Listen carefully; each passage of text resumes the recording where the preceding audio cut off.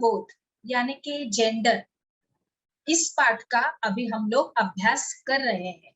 तो चलिए बच्चों आगे बढ़ते हैं।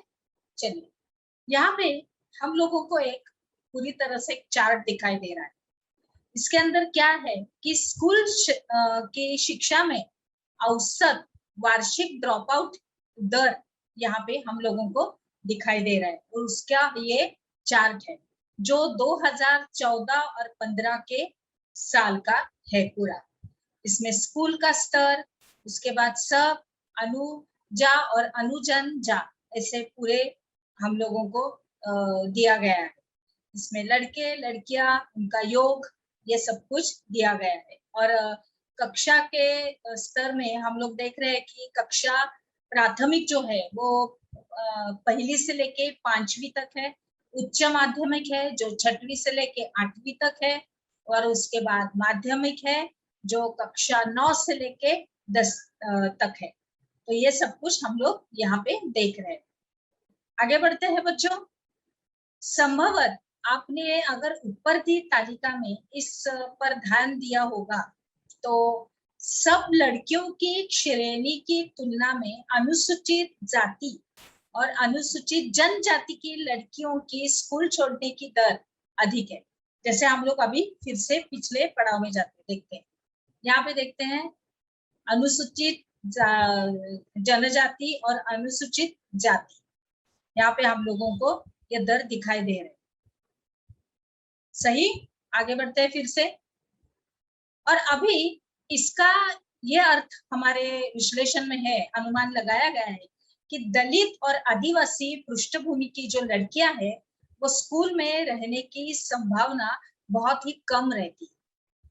और वर्ष 2011 की जो जनगणना हुई थी, इस जनगणना से भी यही पता चलता है कि अनुसूचित जाति और अनुसूचित जनजाति लड़कियों की अपेक्षा में मुस्लिम लड़कियों की प्राथमिक शिक्षा पूरी करने की संभावना और भी कम रहती है।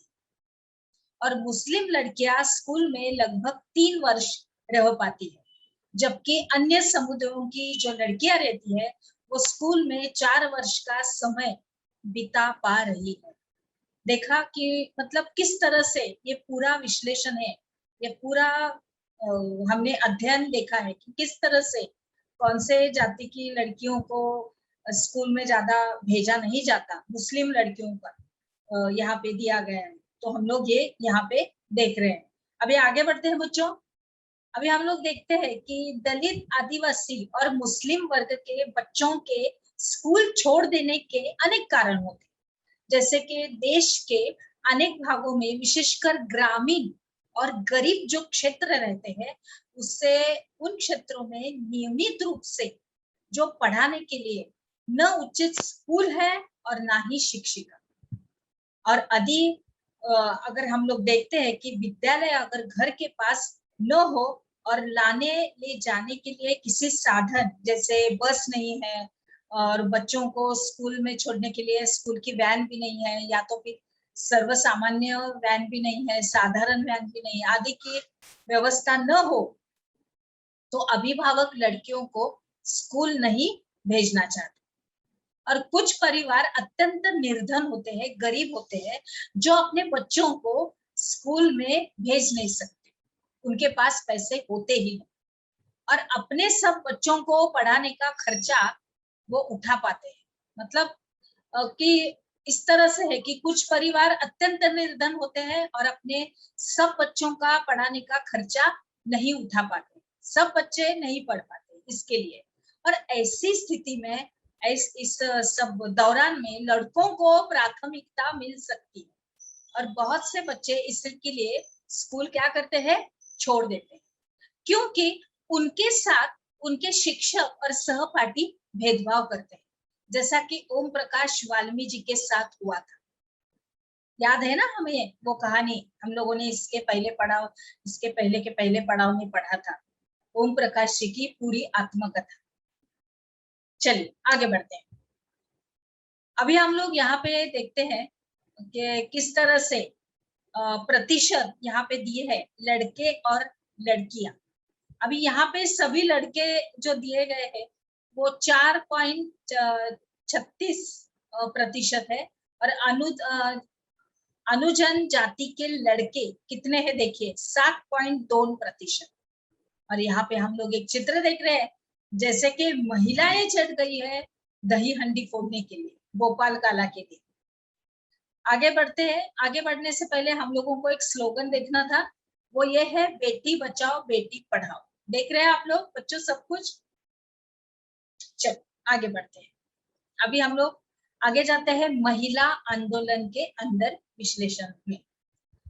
अभी देखते हैं हम लोग कि महिलाओं और लड़कियों को पढ़ने का और स्कूल जाने का अधिकार तो है, हक है, और अन्य क्षेत्रों में भी सभी जगह है, जैसे कानूनी क्षेत्र में सुधार, हिंसा और स्वास्थ्य, जहां लड़कियों और महिलाओं की स्थिति बेहतर हुई है। अभी यहाँ पर हम लोग देखते हैं कि परिवर्तन जो ये हुआ है, ये अपने आप नहीं हुआ है। इसके लिए बहुत ही कठिनाई से सब कुछ रास्तों में जाके ये पढ़ाई लिखाई हो गई है, और इसके लिए ये स्थिति बेहतर हुई है। औरतों ने व्यक्तिगत स्तर पर और आपस में मिलकर इन परिवर्तनों के लिए बहुत से संघर्ष किए, और इन संघर्षों को महिला आंदोलन कहा जाता है। अभी जैसे कि हम लोग देखते हैं कि देश के विभिन्न विभिन्न भागों से कई औरतें और कई महिला संगठन इस आंदोलन के हिस्से हैं। कई पुरुष भी महिला आंदोलन का समर्थन करते हैं, और इस आंदोलन में जुटे लोगों की मेहनत, उनकी निष्ठा और उनकी विशेषताएं इसे एक बहुत ही जीवंत आंदोलन बनाती है। और इसमें चेतना जागरूक करने और जैसे कि भेदभावों का मुकाबला करने और न्याय हासिल करने के लिए जैसे कि भिन्न भिन्न रणनीतियों का उपयोग किया गया है, और इनकी कुछ झलकियां हम लोग यहाँ पे देख भी सकते हैं। देखते हैं हमारे पड़ाव में है भी नहीं या नहीं। चलिए अभी हम लोग अगले पड़ाव में प्रवेश करके वो देखेंगे। तो चलिए हमने क्या सीखा, ये इस अंतर्गत में हम लोग देखते हैं कि महिला आंदोलन के बारे में लिखिए। इस प्रश्न का उत्तर आपको अपनी किताब में बच्चों अच्छी तरह से लिखना है। चलिए फिर हम लोग अभी हमारे अगले विभाग में प्रवेश करते हैं।